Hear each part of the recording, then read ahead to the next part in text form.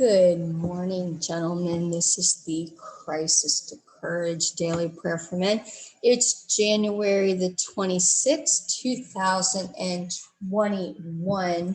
Welcome. If you are just joining us, we meet every single day, Pacific Standard Time at 8 o'clock a.m. in the morning to bless you, encourage you, fortify you,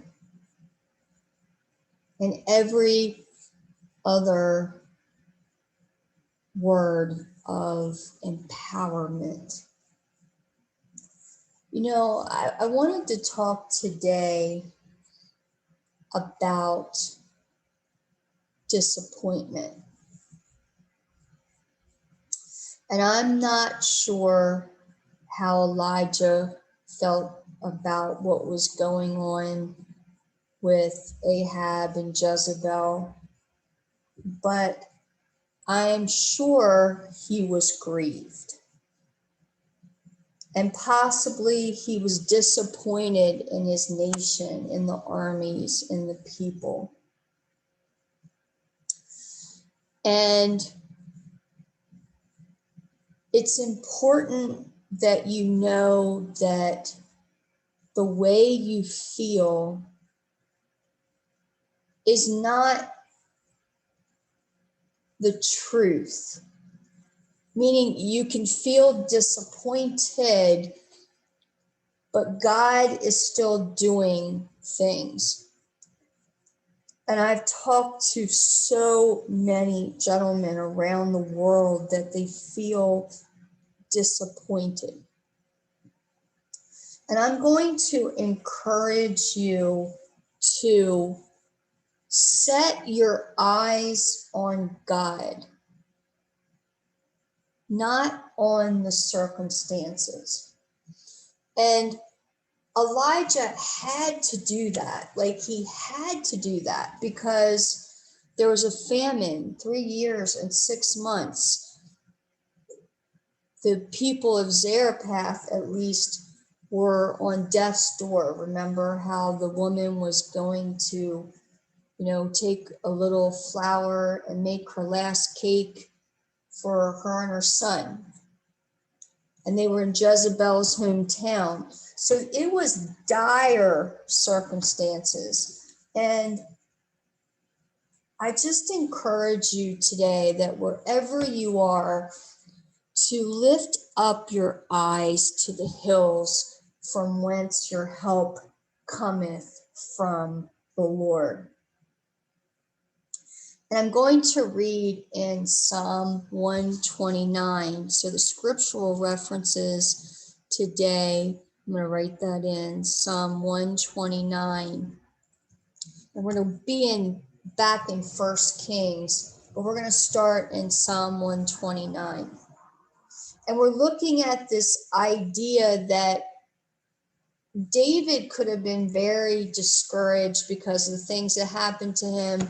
There's references that his own father and mother forsook him when Samuel was choosing the king. His father, Jesse, didn't even have him in the lineup, didn't even have him at the appointee situation, didn't even think that much of him.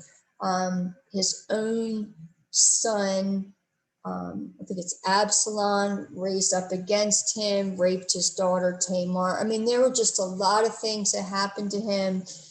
He was not where he was supposed to be. He was on the top of the building, and he saw Bathsheba, and then he wanted her, and there's whole course events where he even had her husband killed on the front lines. There was just a lot of stuff in his life that he could have been discouraged about. But he focused on God, and he was a man after God's own heart.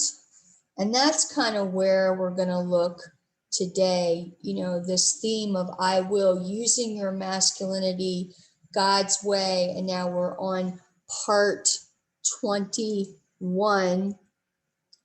And let me just put that in there. Okay. No one. Now we're going to go to Psalm 129. Many a time they have afflicted me from my youth. Let Israel now say, many a time they have afflicted me from my youth, yet they have not prevailed against me. The plowers plowed on my back. They made their furrows long. The Lord is righteous. He has cut in pieces the cords of the wicked. Let all those who hate Zion be put to shame and turned back. Let them be as the grass on the housetops, which withers before it grows up, with which the reaper does not fill his hand, nor he who binds sheaves his arms. Neither let those who pass by have them say, the blessing of the Lord be upon you. We bless you in the name of the Lord.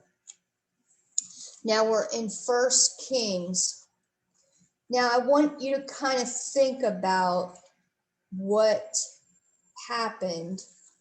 Now remember that Elijah has been in hiding for 3 years and 6 months. He is now taken on the prophets of Baal, 850. This is a situation where he finally gets what is due him. Remember, he goes and he tells, after all that stuff goes on, he tells Ahab, look, it's going to rain. There's this sound of abundance and rain.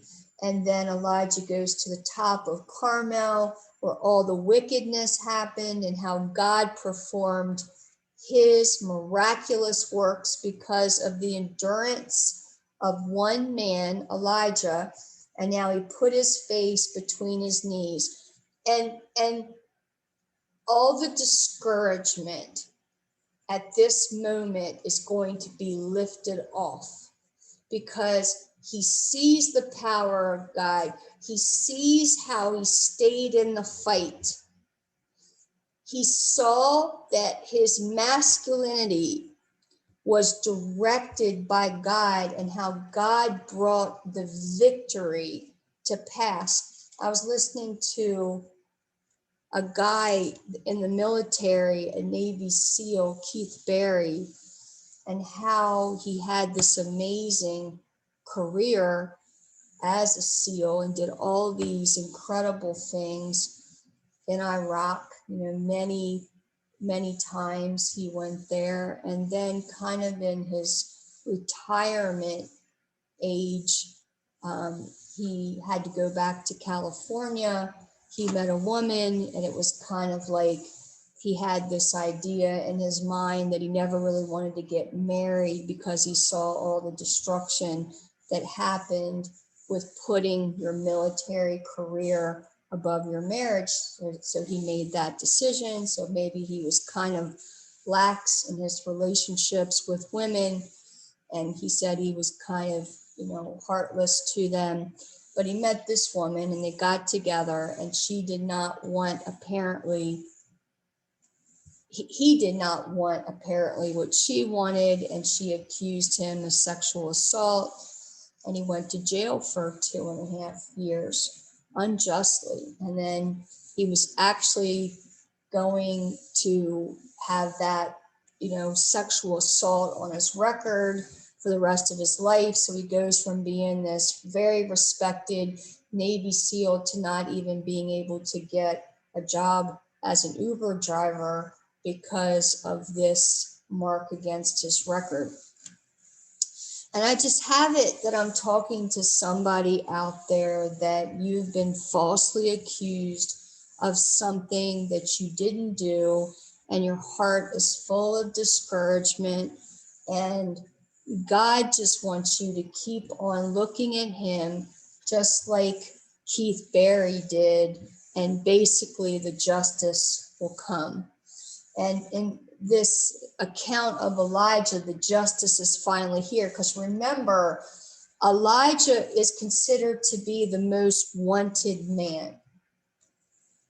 He was wanted. So of course, Ahab was saying that, Elijah is the reason why this is happening, and Elijah this and Elijah that. And he had all these people thinking, of course, that Elijah was this terrible human being, that he had used his masculinity wrongly, and blah, blah, blah, blah, blah. I mean, he had to be, because he was so evil. If he's willing to hunt an innocent man down, just like people in the military were willing to have Keith Barry be their kind of like puppet, so that the government could say, oh yes, we're breaking down or we're cracking down on sexual assault. It happens.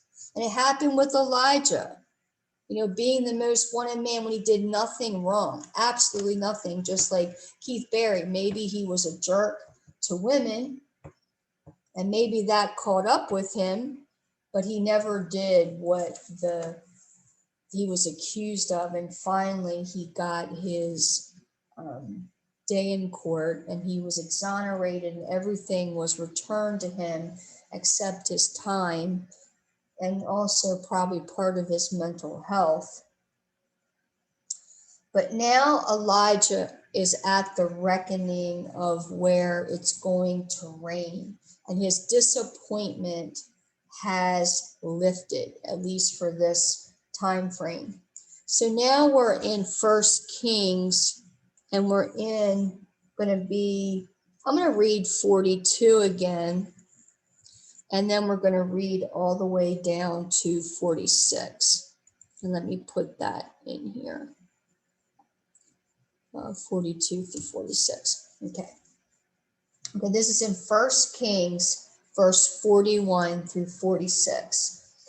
Now this is the showdown, and where all the prophets have been killed, and now Ahab has been told it's going to rain from Elijah. Elijah has bowed his face to the ground. The disappointed has lifted. He has gotten exonerated. All the people that were against him, at least the 850 prophets, are gone. Only Ahab and his wicked wife Jezebel is left. And now we have in verse 41, that Elijah said to Ahab, go up, eat and drink, for there is the sound of abundance of rain. So Ahab went up to eat and drink, and Elijah went up to the top of Carmel. Then he bowed down on the ground and put his face between his knees. Can you imagine, guys, this moment where for 3 years and 6 months he's been considered a fugitive, and probably when he was at the Brook of Cherith, there were like close calls where people almost found him or almost heard him. I mean, that's not in the word, but that's just kind of, if the most wicked king everywhere is going around asking where you are, it had to be some close calls, maybe even like Keith Barry as a SEAL, fighting an enemy with heavy artillery that didn't want them there in Iraq. My friend Charles Wells said he was there, and he said it was not a friendly place, not a friendly place at all. And can you imagine being hated? Now we have the police departments everywhere being hated. And in Spokane, Washington, they're talking about defunding the police as if they would do a better job, which is absolutely ludicrous. Instead of coming around the police and saying, hey, what can we do to help you? What resources are available? No, they want to think that they can do a better job, these wicked council people, and it's not even true. They don't even have their head straight, but they think that they can do a better job. But anyway, we have this victory now. This man who was basically falsely accused by the king, just like Keith Barry was falsely accused, just like the whole entire police force in the United States is being accused for the acts maybe even 20%, 30%, 70%. I don't know what the number is, but there are very good police officers. And we need to do something different as opposed to just break up the whole thing. Just like with the United States, if the Constitution isn't being followed, then it needs to be followed. Maybe we need to get rid of all the wicked people in government. I'm not saying like in the time of Elijah, but through the court of law, through people rising up, not being afraid and taking on evil, just like Elijah did. So now he gets his victory, he gets his exoneration, he gets the rain, he gets to be proven that he is a man of God, because remember, he told the king, it's not going to rain according to my word. And I am sure the king did everything with his henchmen to try to bring to pass rain. He probably had meteorologists, he had everyone to try to discount the word of Elijah, but you cannot discount the word of a man or woman of God that's speaking for God. Doesn't matter what you do, you can't discount it. So now we are in verse 43.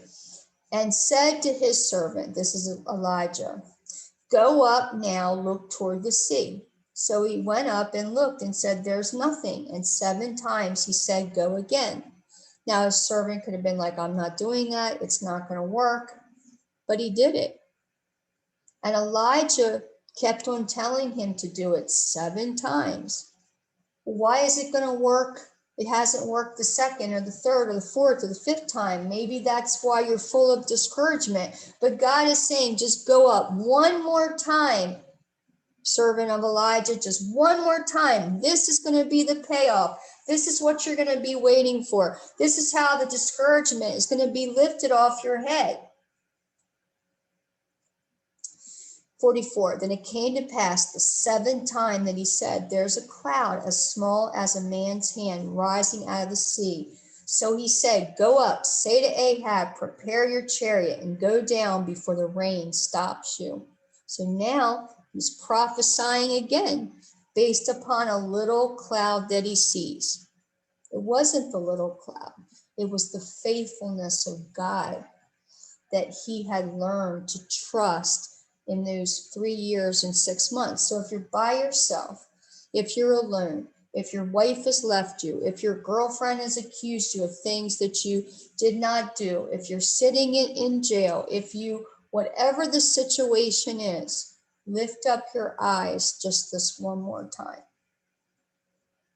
Now it happened in the meantime that the sky became black with clouds and wind, and there was a heavy rain. So Ahab rode away and went to Jezreel. Then the hand of the Lord came upon Elijah, and he girded up his loins and ran ahead of Ahab to the entrance of Jezreel. Papa, we thank you for your goodness. Through the life of Elijah, and we haven't finished out completely the record, but we have seen so much faithfulness. At first, he told a king, the most wicked one that had ever lived in the time of the kings, that it would not rain according to Elijah's word. Then you hid him by the brook of Cherith, and through that time you were so faithful, and you fed him with bread and meat that the ravens brought him every morning, every night. And then he was told to leave that situation and go to Zarephath. Maybe even the way Keith Barry was told to leave where he was on the East Coast, the place that he loved, to go to the West Coast, that all the things that happened to him are going to be meant for your glory, to expose the wickedness that's in the military, that these poor people can be accused of things just because it's a part of a quota, or whatever it was. Because you said all things work together for good.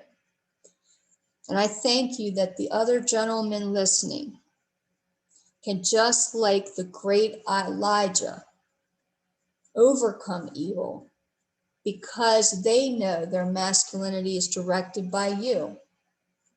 And God, let them praise you today. Let the discouragement drip off of them like hot wax, even if the answer isn't there, even if they think our country is being run by wicked people, even if there's 850 prophets of Baal in the military, in the court system, in the Supreme Court system, in the lower courts, in the state courts, in the governorship, whatever it is. Work in hearts mightily today, producing a shift. Get off that depression, off that anxiety. Like they said there's nothing we could do for you because you have PTSD and you have traumatic brain injury. Well, God, you made the brain. And if you can't fix it, they're screwed. But you can fix it. So I thank you, God, for fixing the brains. And if they've had trauma before they went into the military, let them be free from that trauma. Let them use that source of shame, that sexual assault, that abandonment, that abuse in the military, that abuse in their homes, that abuse on the field, that abuse in their business. Let them use that for your glory.